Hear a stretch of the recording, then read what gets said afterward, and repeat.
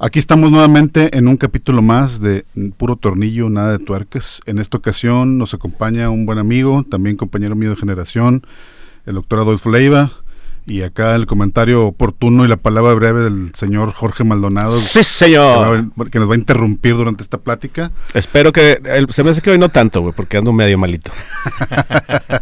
Entonces, en esta ocasión invité a mi compadre porque él, en conjunto con mi otro compadre, Sir Cantú, que nos va a continuar en el segundo segmento de este evento, de esta participación, es que nos hablen un poquito acerca de lo que es muy común hoy en nuestros días, que es la obesidad, ¿verdad? Que ¿cómo se conoce en los términos coloquiales, Jorge? Pinches marranos.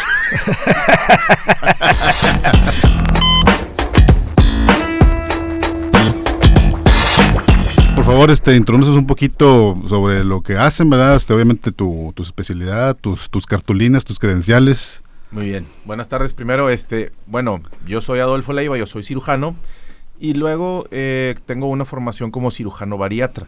La cirugía bariátrica es la cirugía que hacemos cirugías para pérdida de peso, ¿no? Ok.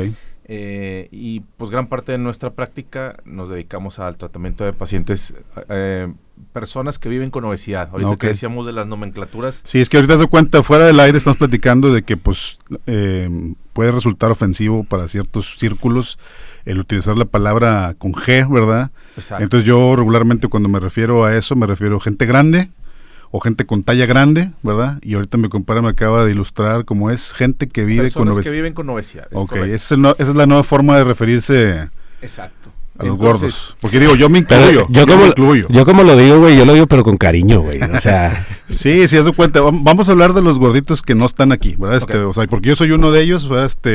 Mi compadre tiene años. Estamos echando medidas, sí. Años diciéndome que cuando le saco cita con él para que me opere, no lo he hecho, ¿verdad?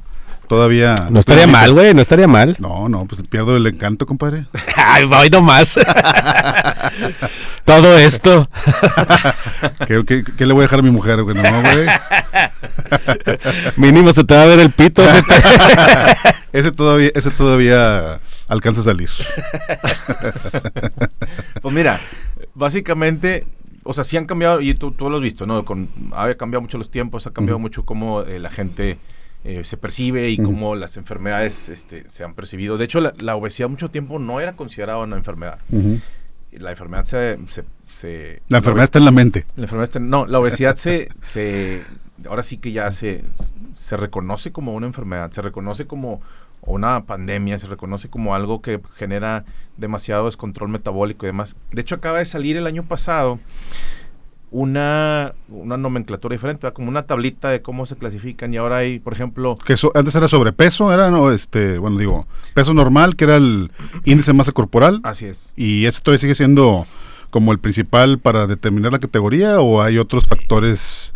que si tiene el pelo azul o tiene el pelo rosa? No, sigue siendo el índice de masa corporal, lo cual no es lo más exacto, porque te voy a explicar. El índice de masa corporal, para lo que aquí la gente que nos escucha, es peso y talla, una relación peso-talla, ¿no? Una persona... Talla es la altura. Talla de altura. Una persona que pesa 150 kilos y que mide 1.70, entonces tiene un índice de masa corporal de tanto, ¿no?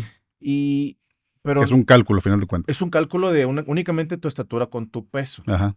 Pero, por ejemplo, no es lo mismo una persona de 150 kilos, tú y yo, que tenemos amigos que juegan americano toda la vida, ¿no? Ajá. Oye, jugó americano toda la vida y simplemente hizo mucho más masa muscular que a lo mejor un amigo que tuvimos que fue gamer toda la vida y nunca hizo ejercicio. Ajá. Los dos pueden pesar 150 kilos. Pero si tú les pones a hacer un estudio de composición corporal a uno y a otro, es completamente diferente, ¿verdad? La masa muscular en uno es el porcentaje de grasa corporal en uno es diferente. Entonces, ¿y eso cómo lo haces? Y ese lo hacemos con se llama el aparato se llama un InBody, es una báscula especial que tiene una bioimpedancia y te saca composición de grasa, agua corporal, músculo, te lo saca por segmentos. O sea, tú te paras en la báscula y te agarras como un manubrio que te tienes que parar descalzo. Ok.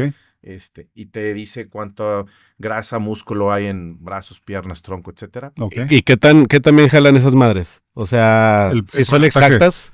El porcentaje de, ¿cómo se llama?, de variabilidad. Es muy preciso. Por ejemplo, Obviamente, que te quites cosas, relojes, teléfonos, etcétera, que la ropa no roce en la base, que sea descalzo completamente sobre las planchas, o sea, hay varias cosas ahí que tomamos en cuenta, pero sí suele ser, cada vez son mejores, ¿no? Cada vez tiene más precisión.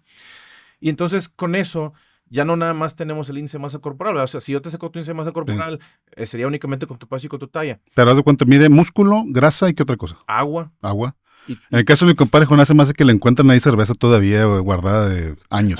Entonces, ahorita los cálculos siguen siendo en base al índice de masa corporal, pero a todos los pacientes les hacemos un análisis, ahora sí, de cómo estás compuesto todo. Ok. Entonces, o sea, vives con obesidad, pero o sea, eres más músculo, más grasa, más agua, etcétera, dónde la tienes, etcétera. Entonces, de hecho, te calcula, por ejemplo, tú y yo, se me hace que andamos ahí con buena grasa visceral. Ajá. Y el aparato te calcula la grasa visceral, te pone una cifra, ¿verdad? Entonces, sí. Por ejemplo, con grasa visceral, mi compadre se refiere a la grasita que tenemos entre los intestinos. Exactamente. O sea, es la más mala de todas. Exacto. Entonces, esa es la que se ve gente así muy tripona, que a lo mejor si tú no es no está muy gordo por fuera, como decimos, pues está gordito por dentro. Exactamente. Esa es la expresión en términos coloquiales, gordito por dentro. O sea, por ejemplo, yo hace poquito me hice un InBody y tengo alta mi grasa visceral. Ajá. Y tengo un índice de masa corporal normal o considerado normal, pero tengo alta grasa visceral, entonces tengo que trabajar en esa parte. Okay. No lo he empezado, pero lo voy a hacer. Muy bien. En el año nuevo. Pues obviamente siempre es un tema, pues en nuestra población, ¿verdad? Porque nuestra población, particularmente al tener una colindancia con Estados Unidos, también acostumbramos a tener parte de sus hábitos alimenticios y con alto consumo de carbohidratos y grasas, ¿verdad? En nuestra comida. Entonces, pues somos, yo creo que el segundo país más gordo del mundo, según lo que he entendido, ¿verdad? ¿Sigue siendo eso? Y para obesidad infantil teníamos el primer lugar. O sea, no lo tenemos para ningún deporte, pero sí para la obesidad infantil. Entonces, ¿Y ese ya bajó o sigue siendo igual? Todavía el año pasado estábamos ahí. Ok. Es que creo que el pedo de ahí es la educación que está de la chingada. Aquí, por ejemplo, mientras les des más gancitos y los mantengas callados, está con madre. Pues de hecho estaba el libro de Ríos, ese de La panza es primero. De hecho, critica mucho esa parte de la cultura, ¿verdad? Donde hablaban de eso, de que, no, es que mientras más gordito, más rosita, está más sano. Está más sano. Fíjate, y ahorita que lo dices, no es broma. Yo hice el servicio social en una unidad móvil, ¿verdad? Cuando acabamos medicina, te mandan a un ranchito y yo iba en una bochoneta de esos, una Volkswagen con vagoneta atrás. Y íbamos a las rancherías de la carretera Colón. Íbamos en la bochoneta y te metías, cada día teníamos un ejido, ¿no? Y había un ejido que era ya ves que había de difícil acceso y luego de muy difícil acceso. Ajá. Y el bocho sí la llegábamos, sí, entre la tierra y íbamos ahí el bochito, ¿no? Una enfermera y el chofer, yo, y llevabas cajas con medicinas y íbamos despacito y así. Y te rebasaba el de la marinela, pero así fue la terracería.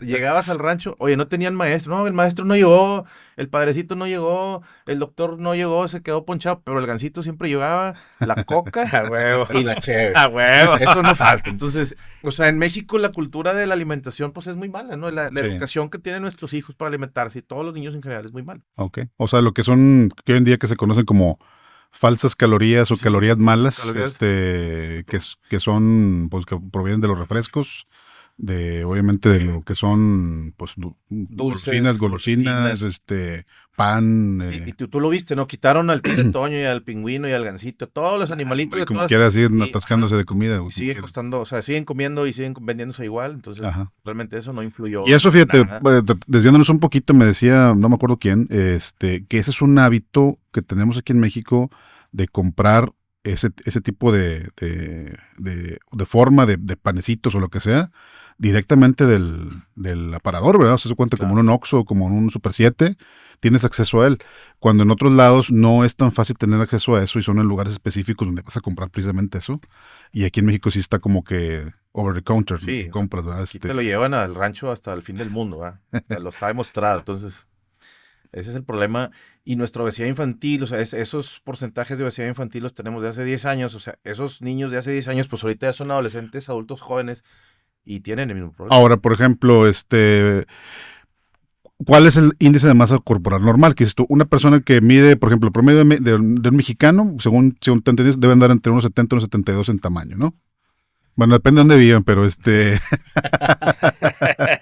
pero vamos a suponer que aquí del centro para arriba, ¿verdad? Unos 70. Ya en el sur se cuecen aparte, se me hace. Pero en la población mexicana promedio, 1.70. Sí. Y el peso ideal para una persona 1.70, 1.72, ¿cuánto es? Pues mira, es que influyen muchas cosas como no sé, el que siempre fue llenito, el que siempre fue muy delgadito, y así. Por eso el índice de masa corporal saludable es entre 20 y 25. Ajá. Mientras estés adentro de ahí, estás en rangos saludables. Sí, por eso te digo, pero si tienes un índice de masa corporal en el rango normal, pero tu composición de músculo o de grasa está medio alterada, como quiera, puede ser malo, o dices tú, bueno, es tolerable. Esa es la pregunta, más que nada por ahí va. O sea, al final lo que queremos es, o lo que se busca ahorita es ya no salud, no basarse en el peso, sino le llaman ahora salud metabólica. Ok. Entonces tú puedes tener a alguien con índice de masa corporal normal, como pongamos mi caso, Ajá. índice de masa corporal normal y composición corporal alterada porque tienes grasa visceral aumentada. Entonces yo como quiera, o sea, si tú lo pones en los parámetros antiguos, dices, no, pues, o sea, peso 73 kilos, mido 1.70, pues estoy bien. Ok.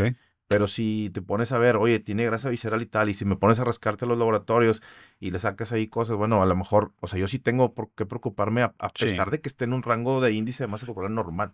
Ok. Entonces, creo que todos tendríamos que hacernos un buen análisis de metabólico y laboratorios. Digo, a nuestra edad, pues ya se hace uno los check-ups y esas cosas, ¿no? Pero la gente más joven, la invitación aquí es, oye, no nada más es súbete a la báscula y, no, pues no peso tanto, sí peso, no peso, es... Vea que te hagan un análisis de composición corporal y ahí te sale ahora sí que todo, a quién eres y cómo estás compuesto, todo. Ahora, por ejemplo, ahorita que tocas el tema de que se hagan por fuera más o menos esto, ¿a qué edad es lo correcto, verdad? Porque, por ejemplo, dices tú, no, pues tiene 13 años, todavía está en crecimiento. Que es lo que dicen las mamás, ¿verdad? No es que mi hijito no está gordito, pero está en crecimiento. O sea, al rato se estira y se le quita el sobrepeso. O lo metemos a un gimnasio y baja luego. Entonces, aquí contigo, por ejemplo, es, oye, es que este tipo de composición, tú sí, ve a checarte, a ver si no tienes baja testosterona, a ver si no tienes azúcar, si no tienes otras enfermedades metabólicas que pueden promover a que tengas sobrepeso, hipotiroidismo, que también me toca mucho ver a mí en mi consulta. Gente que tiene hipotiroidismo y que esa es la causa de la obesidad, pero la tienen desde siempre y nunca se habían dado cuenta. Hay una sustancia que checamos en la sangre que se llama TSH, que es la hormona estimulante del tiroides, y esa está hasta el chongo de alta, ¿verdad? Que es la que dice si estás con hipotiroidismo o no, y dices tú, ¿cómo puedes andar con estos niveles y respirando, ¿verdad? En adolescentes y en niños lo miden diferente porque tú te acuerdas cuando llevas a tus hijos al pediatra, lo miden en percentiles y te ponen en la tabla. Y tienes que estar, no nada más es el puro IMC, sino que estés arriba de los percentiles y demás, pero finalmente ya está aceptado. Y ya están aceptadas cirugías en adolescentes, ya están aceptadas cirugías incluso en gente arriba de 12 años. Yo no lo he hecho en mi caso, pero... ¿Pero aquí en México también? Sí, porque ya se demostró el beneficio. O sea, acuérdate que aquí es de riesgo y beneficio, ¿verdad? Sí. Entonces, oye, si ese adolescente o ese niño sigue así por más años, lo estamos poniendo en riesgo y estamos aumentando su riesgo, pues tiene más beneficio de una cirugía que de una... Que de seguir con la enfermedad. Ahorita que digamos riesgo, antes de que toquemos el tema de las cirugías y todo, pero la primera pregunta que te hacen los pacientes siempre es, ¿cuál es el riesgo? O sea, ¿qué me va a pasar? ¿Me va a morir? ¿No me va a morir? Y así el riesgo medido de una cirugía bariátrica, una manga, un bypass, obviamente hecho por un cirujano certificado en un hospital certificado con un equipo de gente y demás, es igual que una vesícula. La mortalidad de una cirugía bariátrica y la mortalidad de una cirugía de colecistectomía es exactamente lo mismo. O una histerectomía laparoscópica. La misma tabla. Órale.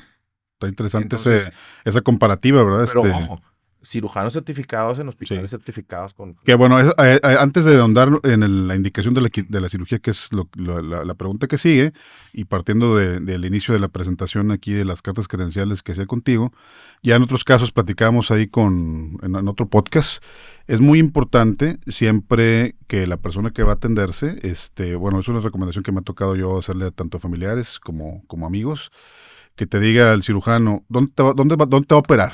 ¿Verdad? Y ya nada más con el simple hecho de que te diga el lugar, ya tienes idea tú del nivel de cirujano con el que estás yendo. ¿Qué quiere decir con esto?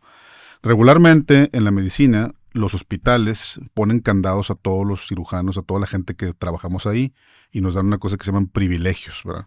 Nosotros tenemos que llevar todos nuestros certificados, títulos y todo, para poder tener privilegios de operar X tipo de cirugía. Exacto.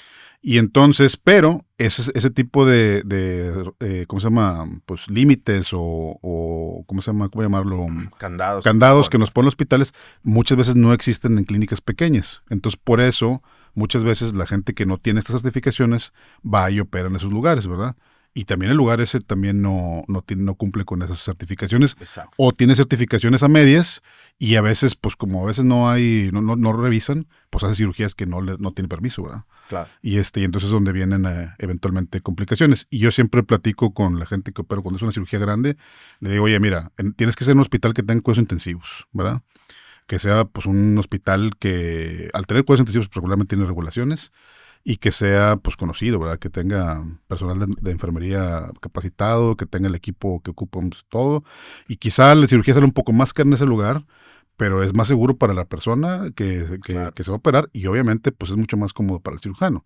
Entonces aquí con ustedes he escuchado también pues mucho eso de que a veces los pacientes no saben quién está certificado o no, y no sé si tengas tú algún comentario de cómo pueden saber los pacientes si están certificados o no antes de elegir su cirujano. Aquí en Monterrey, yo creo que es la ciudad hay un colegio de cirugía para la obesidad y enfermedades metabólicas, se llama, entonces así lo buscas en internet, ¿verdad? Colegio Mexicano de Cirugía para la Obesidad. Tú metes ahí a la página y ahí está la lista de la gente que estamos certificados. Okay. Monterrey yo creo que es de las ciudades que más cirujanos certificados tenemos. Ok.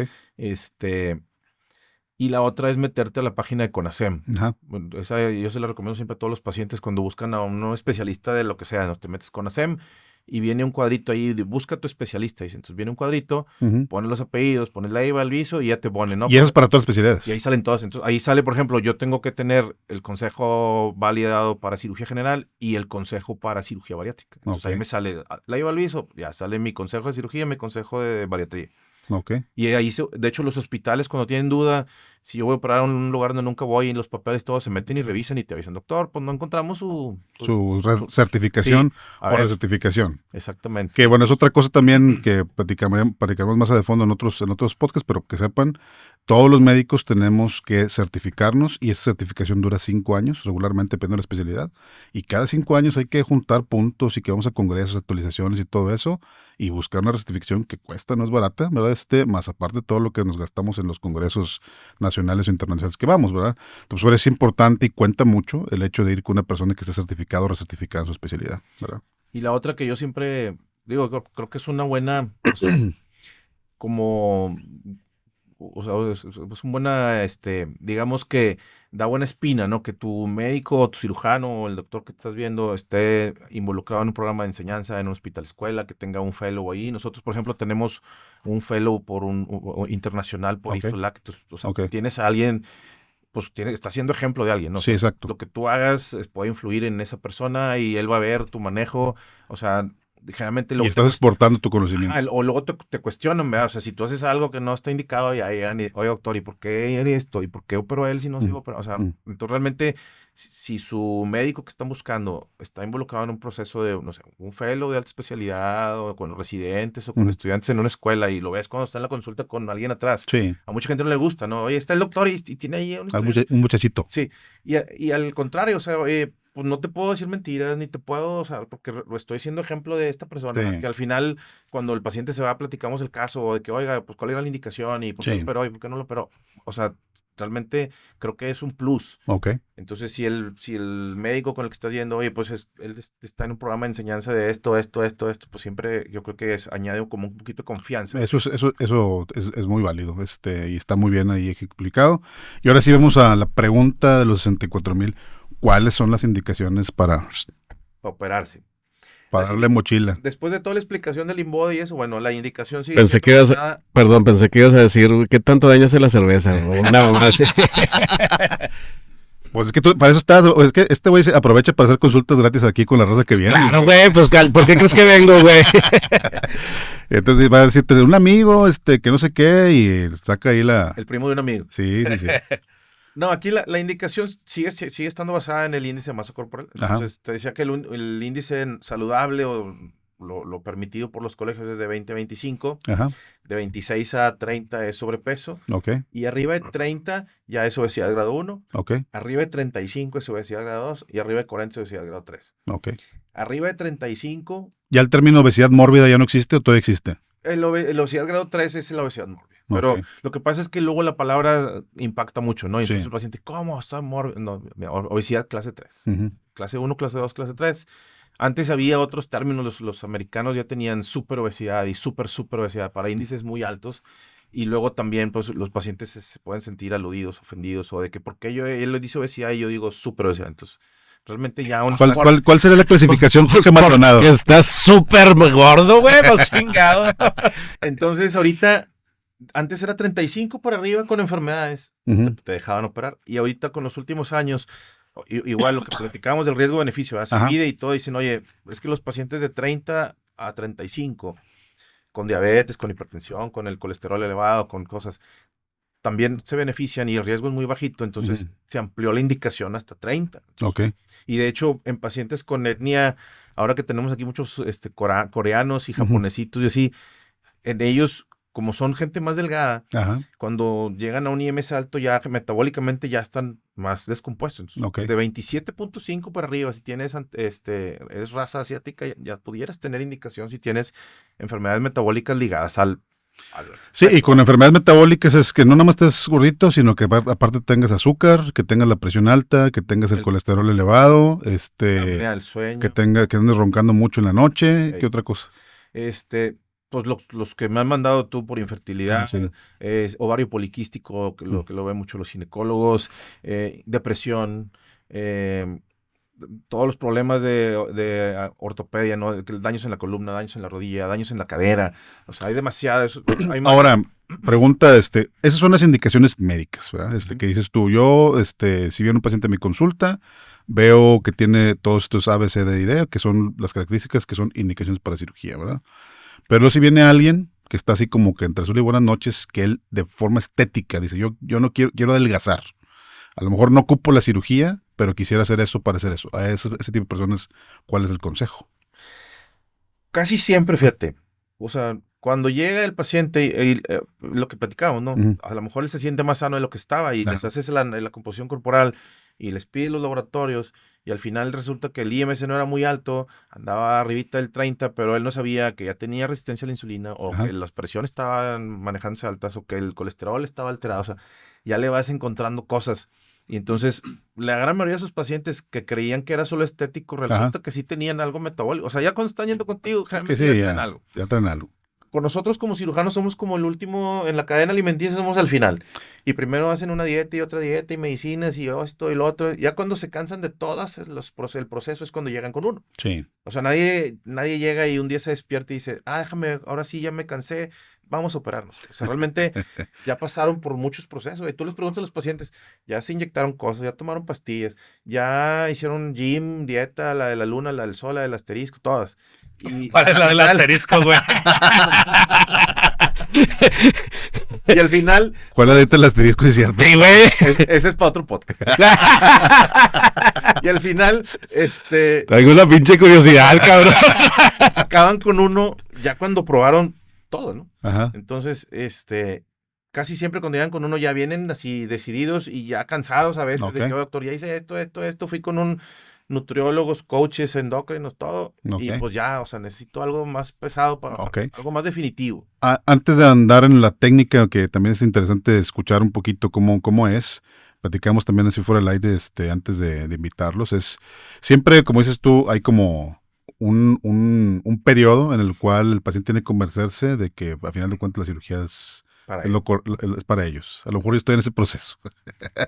Entonces, Mira. Sí, por eso estamos aquí, muy bien. No. Está consultando también este güey. No, todavía no. Pero bueno, están, pues hoy en día que están muy en boga el tener acceso de alguna manera a medicamentos que no eran originalmente hechos para tratar la obesidad, sino para tratar resistencia a la insulina o diabetes mellitus. Entonces, pero ya que están prácticamente al alcance de cualquiera, ¿verdad? ¿Cómo impacta eso de buena manera, o de manera negativa a que se retrase pues un tratamiento quirúrgico, ¿verdad? Ahorita, este año lo hemos notado y digo, lo platicamos y todos los que nos dedicamos a cirugía como tal, muchos pacientes, para empezar, todos los pacientes que llegan con nosotros ya son usuarios de medicamentos. Ok. O sea, Y los medicamentos son el nuevo que es el Ozempic, que son, ¿cómo se llama la categoría de medicamentos? Esos son GLP-1s. Ok. Son análogos ahí del glucagón, de un péptido similar al glucagón. Ok. Y el otro es nada más ese, ¿no? Ahorita los que están en boga.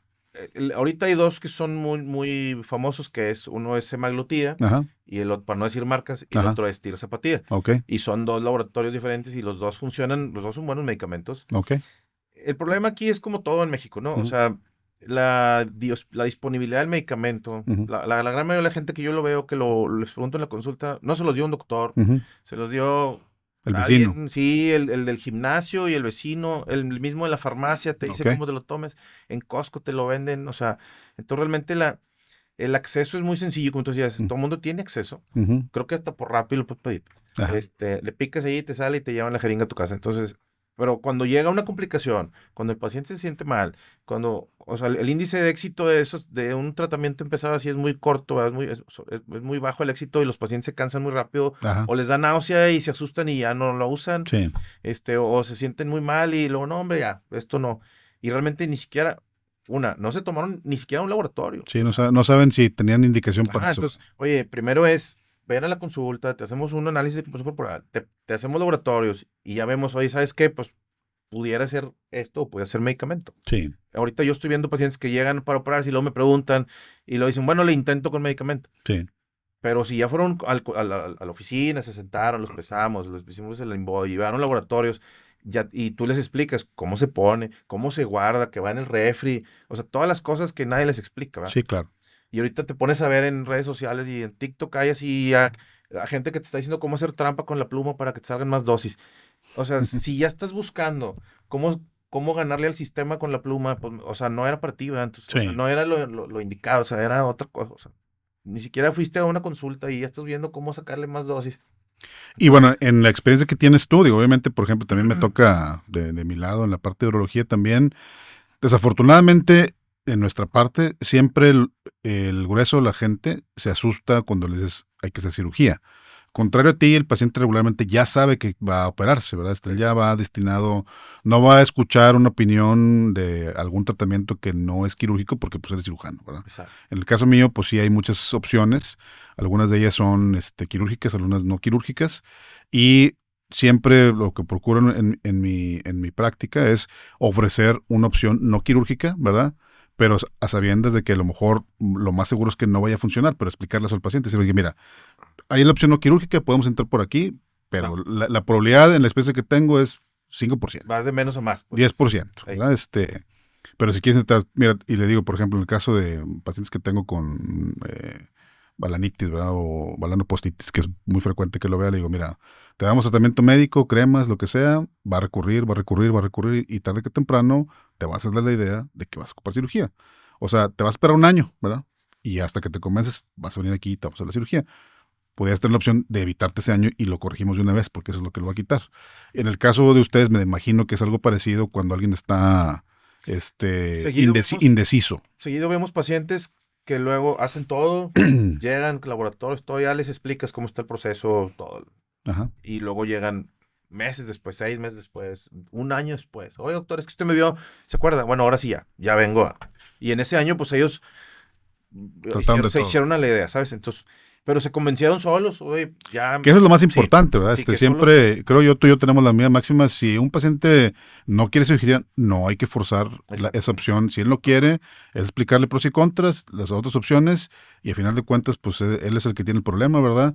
Porque si tratas de convencer a alguien de que se haga algo, ese paciente por algunas circunstancias se complica y te reclama. De que, oye, ¿por qué? Usted me dijo y tú me prometiste. Y tú me prometiste. Entonces, siempre es muy importante recalcar qué alcances tenemos, ¿verdad? Tampoco no todo sale bien, ¿verdad? Que ahora también podemos hablar un poco de eso.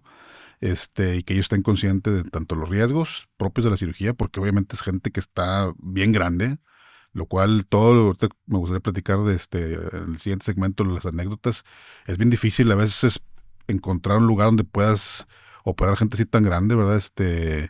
y que tengan los instrumentos que alcancen. Yo también platicaré algunas anécdotas que he tenido en casos no de bariátricos y que pues estén conscientes de eso, ¿verdad? De que pues no estás sano, ¿verdad? Estás enfermo, ¿verdad? Oye, el rebote después de una operación. El rebote. Realmente no es un rebote como tal, porque el efecto rebote es, por ejemplo, cuando usas un medicamento que te suprime algo y luego en el momento que lo quitas, el cuerpo lo trata de compensar y ahí sí hay un rebote.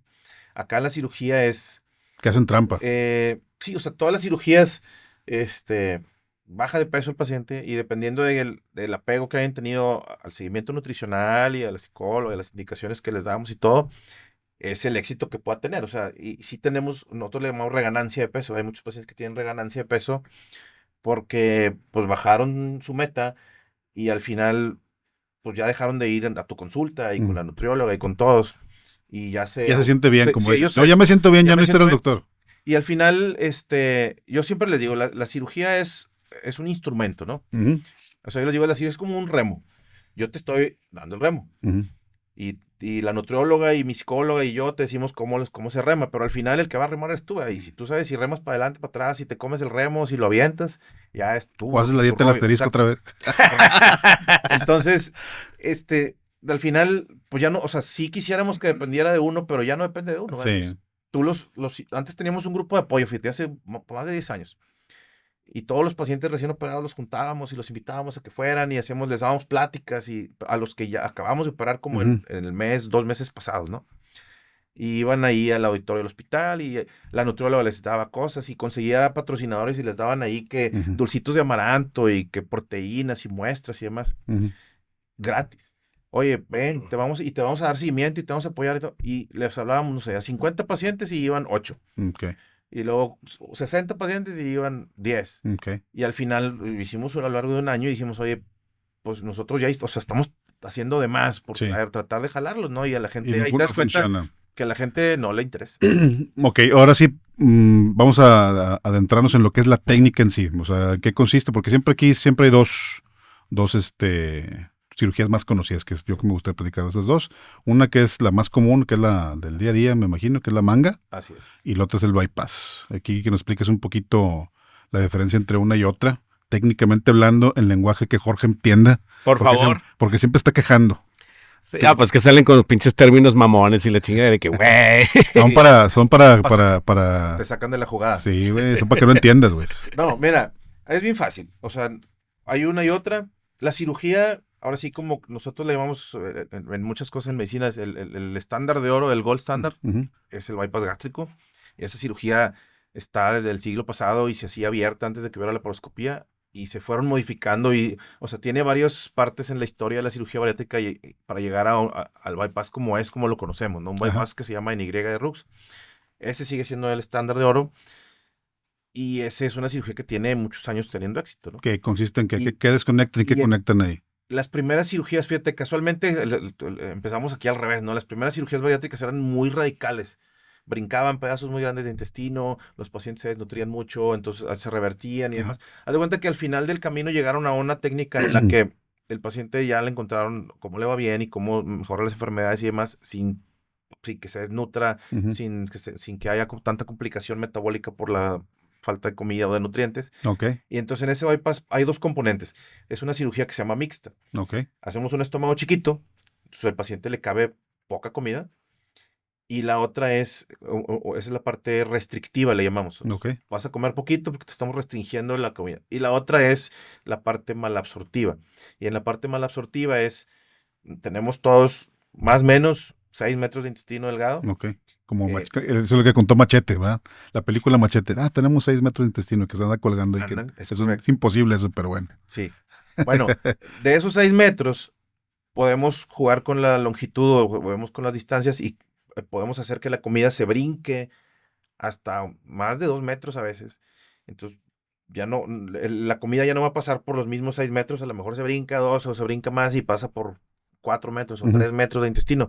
Entonces el paciente absorbe menos. Ok, Ya comía menos porque le estábamos restringiendo con el estómago. ok, Y ese poquito que come, como quiera lo haces, que ya no pase por toda la longitud del intestino. Entonces, ok, come menos y se absorbe menos. ok, Eso es un bypass gástrico. ok, Digamos que es un poquito más radical. ok, O sea, es una cirugía más pesada, pues. O sea, tiene que tener, o sea, sus pacientes les tienes que explicar bien cómo van a comer, que ya nunca les va a caber lo mismo, que hay cosas que ya no se van a absorber, que él tiene que suplementarse. ujú. O sea, hay cosas que Con la ya, vitamina B12. exacto, o sea, hay cosas que ya no se pueden absorber igual, entonces el Ajá. paciente les tiene que tomar por fuera. Ok, Y la manga gástrica, que es lo que más hacemos, yo creo que más del 90% de los casos, es únicamente en el estómago. Era catalogada únicamente como restrictiva, o sea, el estómago tiene forma como de una de esas, de las cantimploras de esas de piel, ¿no? De esas Ajá. así. El estómago tiene una forma así como de gota, así Ujú. grande. Quitamos como un 80% del estómago. Órale, Y al tanto así. De hecho se llama sleeve gastrectomy, o sea, porque Mm. el estómago queda como una manga, o sea, como un tubito. Como si fuera el esófago, haz de cuenta, la continuación del Como esófago. una continuación del esófago. El esófago es un tubo aquí, bueno, el estómago lo dejamos igual como un tubito y al Mm. final nomás queda el antro completo ahí porque es como el que mezcla la comida y la avienta ya mezcladita. Ese, Ok. ese no nos metemos con el antro, pero quitamos 80% de la capacidad de guardar Jorge escuchó antro y ya se le prendieron los ojitos ahí, güey. Ah, güey, ya no me gusta ese pedo. Entonces, en la manga únicamente quitamos Ok. estómago. No nos metemos para nada con el intestino delgado ni con nada. Entonces, realmente es mucho menos drástico la parte de la malabsorción. Ok. Sí hay cosas que no se absorben igual porque el estómago produce ciertas cosas ahí que ayudan a que se absorba, por ejemplo, el factor intrínseco para que Ajá. se absorba la vitamina B2, etcétera. Entonces, hay cositas que sí al principio sí se suplementan. Ok. Esos pacientes, te digo que al principio nomás que pensábamos que era restrictiva, pero luego nos dimos cuenta en esa parte de estómago que quitas, Ajá. que se llama fondo, o sea, es como como el reservorio, de la Ajá. bodega del estómago, la cortas y la quitamos, Ujú, y esa produce un hormona que se llama grelina, y ujú. la grelina es la que hace que te dé apetito. Entonces, Ok. esa baja de niveles de grelina hace que el paciente esté recién operado y coma poquito, coma sus porciones y que no se sienta con hambre, ¿verdad? Con hambre.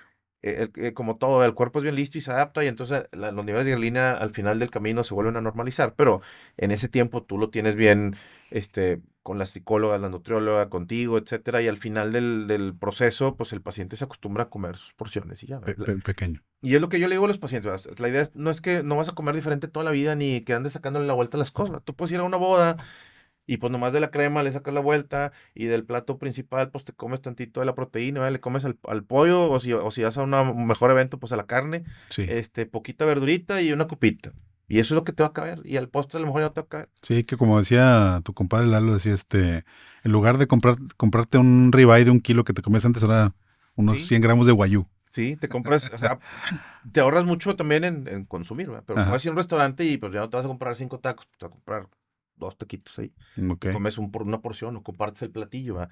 O sea, realmente la idea es que el paciente es una reeducación alimentaria, ¿verdad? Que enseñarlo a qué es lo que es bueno comer, cómo comer, etcétera. Y pues te digo, no le tienes que estar sacando la vuelta a las cosas, ¿verdad? O sea, digo, si vas a ir a comer a donde hay esto, bueno, pues así comes eso, nomás que sabes que te toca poquito. Ahora, normalmente, por ejemplo, que eso es importante mencionar, ¿cuál es la expectativa de pérdida de peso con una cirugía y con la otra? ¿Verdad? Y dices tú, bueno, el 10% son bypass. ¿Hay una indicación especial para un paciente que requiere bypass? ¿O en los dos puede ser una u otra? Es indistinto.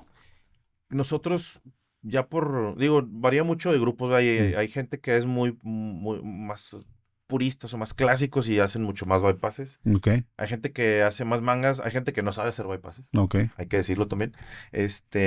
Entonces, aquí la cosa es, por ejemplo, el bypass, como es más radical y ocupa más suplementación y demás, si yo le hago un bypass a un paciente Ujú, que yo sé que no se va a cuidar, que no está en Monterrey, que ya ujú. no va a regresar conmigo, no sabemos quién lo va a cuidar o así, luego si le pasa algo, pues cae en mí la responsabilidad, ¿no? Sí. Ahorita que decíamos de anécdotas, tengo un paciente médico, Ujú. bypass gástrico.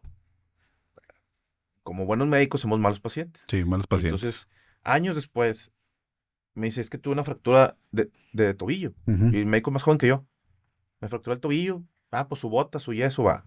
A los pocos meses, en un procedimiento se fractura un hueso de la mano. Tenía osteoporosis. tenía el calcio en los suelos porque nunca, o sea, no se tomó los suplementos, no se suplementó lo necesario. Ok. Entonces dices, oye, Y de osteoporosis, le te da osteoporosis. lo tienes a un lado, lo tenemos, lo veíamos todos los días. Ajá. O sea, lo ves y dices, oye, ¿cómo es posible que no haya pasado? O sea, que no lo hayas suplementado, que no haya tomado laboratorios, todo, pero pues, o sea, todos lo perdimos, ¿sabes? Ok. Entonces, el bypass lo dejamos para pacientes que son diabéticos, Ajá. diabéticos de difícil control, para pacientes que ya tienen una cirugía previa tipo manga o banda, Ok. que ya su cirugía restrictiva ya dio lo que tenía que dar y que lo vas a reoperar, Ok. le haces un bypass. O para pacientes que tengan mucho reflujo. Ok. Si tienes mucho reflujo, mucha acidez, la agrura que dicen los Ajá. pacientes, y yo te hago el estómago más chiquito y luego apretado, es mucho más probable que aumentemos el reflujo. Entonces, Ok. a eso les hacemos un bypass. Ok. Y bueno, ya para medio finalizar un poquito aquí nuestra participación, digo, mi compadre y yo somos amigos de muchos años, fuimos compañeros ahí de la carrera. Entonces nos ha tocado trabajar en múltiples casos que yo lo he invitado en casos de urología, de hecho mañana tenemos uno. Y pues obviamente él me participa en los casos que he tenido de obesidad, y uno de los problemas principales con los que se enfrenta y que yo veo también eventualmente en la consulta es, por ejemplo, pues en un grado de obesidad muy severo, pues el pene se entierra, ¿verdad? No lo ven, y entonces me hablan porque no lo encuentran para poner una sonda, y ahí andamos entre 3, 4 moviendo la grasa para ver si se ve la puntita y ahí meter una sonda, porque en parte de la cirugía se requiere que esté con la vejiga vacía y tiene que tener una sonda. Ese es número uno. Otra complicación neurológica que pasa con la obesidad, que también es un motivo por el cual coincidimos en pacientes, es disfunción eréctil, ¿verdad? Pues el mismo problema metabólico que tiene el paciente, tiene baja testosterona, tiene alto estrógeno, pues está el problema de que también no se aprecia a simple vista el falo, ¿verdad? Entonces, pues hay que hacer cirugía para poderlo hacer, ¿verdad? De hecho, me ha tocado otro caso que tiene grasa no abdominal, sino púbica, ¿verdad? Sí. En la cual a veces tenemos que hacer una lipectomía para poder desenterrar ¿cómo se llama? El pene, y que pueda tener una vida sexual pues sana, ¿verdad? Es correcto. Y la otra que me toca muy frecuentemente, que también es súper común, son infecciones del tracto urinario, porque están acompañados de diabetes, ¿cómo se llama? No, y de pobre higiene, pues, todo Pobre lo que ya higiene. mencionaste ahí, etcétera. Un caso que tuvimos ahí en Zambrano, me acuerdo, papiloma tenía el paciente, y pues también de una vez quitamos el papiloma que había en el área genital, antes de que ustedes empezaran su cirugía. Y una que es muy común, que se me hace que es más común con el bypass, que son cálculos urinarios, ¿verdad? Con las mangas se me hace que no es tan frecuente eso, ¿verdad? No.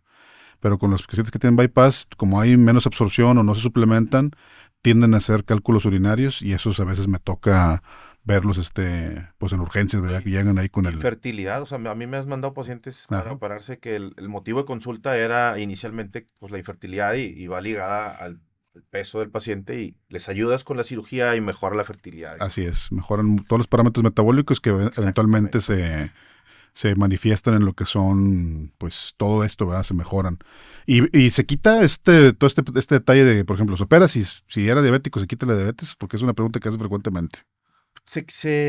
Luego la gente que le promociona dice que se cura la diabetes. Realmente nosotros decimos detenemos la progresión de la enfermedad, o Ok. incluso hay regresión de la enfermedad. Si tiene el paciente pocos años siendo diabético o pocos años con la hipertensión, dejan de tomar medicamento, Ujú. dejan de requerir inyecciones de insulina, o sea, sí se les quita. Ok. Y puede durar eso años, 10 años, 15 años, ahora sí que lo que el paciente se cuide. Ok. Entonces, de hecho, eso nos preguntan mucho nosotros. Oye, doctor, es que soy diabético, ¿me podría operar si soy diabético? Le digo, no, al contrario, o sea, si eres diabético y tienes el problema de peso, te deberías de operar. Sí. Te funcionaría bastante bien. Que es una de las dudas que nos hacen mucho. Sí.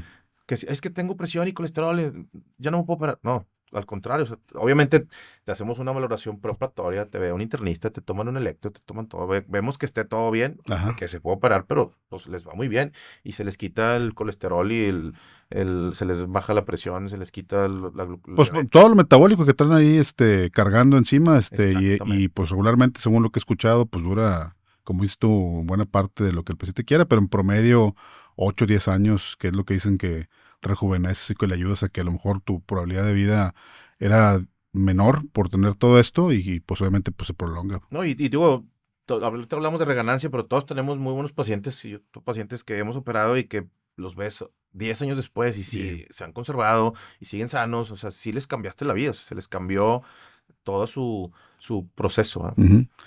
Pues muy bien, pues muy interesante la plática aquí de la gente grande, la gente talla grande, la gente que vive con obesidad como se dice hoy en día. Muy interesante, no sé si tengas tu consulta gratis de ahora, Jorge, de algún amigo que quieras, tengas pregunta ahí para finalizar el segmento. Yo tengo sueño, güey.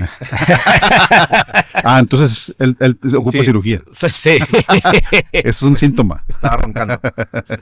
Muy bien, perfecto. Pues es un capítulo más de Puro Tornillo y Nada de Tuercas. Nuevamente aquí su servidor, el doctor Jeff, el archienemigo del mal de orín.